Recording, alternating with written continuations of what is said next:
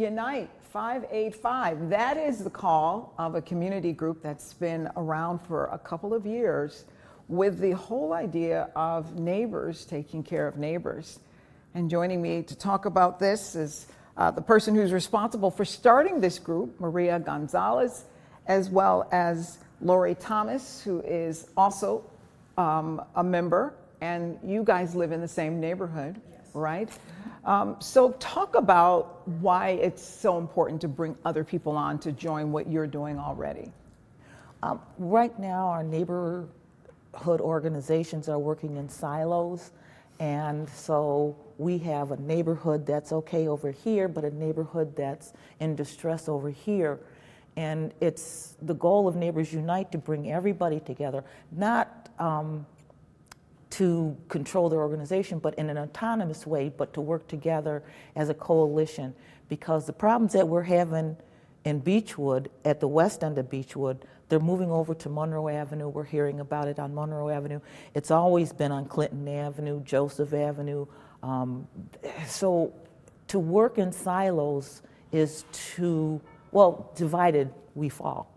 I can also imagine that one of the reasons it benefits everyone is because most neighborhoods are probably having similar issues, Absolutely. Similar problems. And if I solve it in my neighborhood, you can probably solve it in your neighborhood. But let's come together and share ideas. Was that the idea behind this, Maria, when you started Neighbors Unite? I want every community, every zip code, so they can solve every issue they got in their surrounding. Some they don't feel safe. Some they got problem with housing. Some they got problem with education. Other got problems with mental health. Other got problems like, I'm glad they passed the good cause. So that give a chance for even the homeless to have a stable home. Let me ask you, how important do you think it is for you to be boots on the ground, letting city council and other city leaders know what's happening in the neighborhoods? How important do you think? I think it's real important because the city council can see what the people in the community are struggling. They can see that we come to fight for a better place, a better home, you know, better fixing. It's all right for you to just sit down there and don't see what a lot other people are going through. It's not. It's not. Lori, I know you're out there as well. Mm-hmm. What do you think you're seeing that maybe somebody on the city council may not be seeing?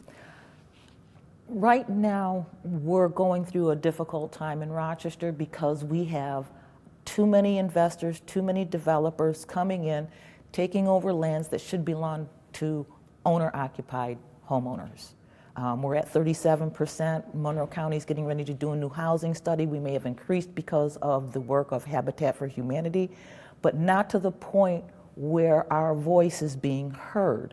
Right now, the only voices that they're listening to are developers and investors because they're buying up big blocks of our city.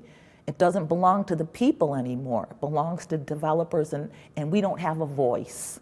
And that's the problem, okay, that we're dealing with Neighbors Unite. We want to bring everyone together so that our collective voice is going to be heard. Quickly tell people, how can they join this effort if they live in the city of Rochester? What's the best thing to do?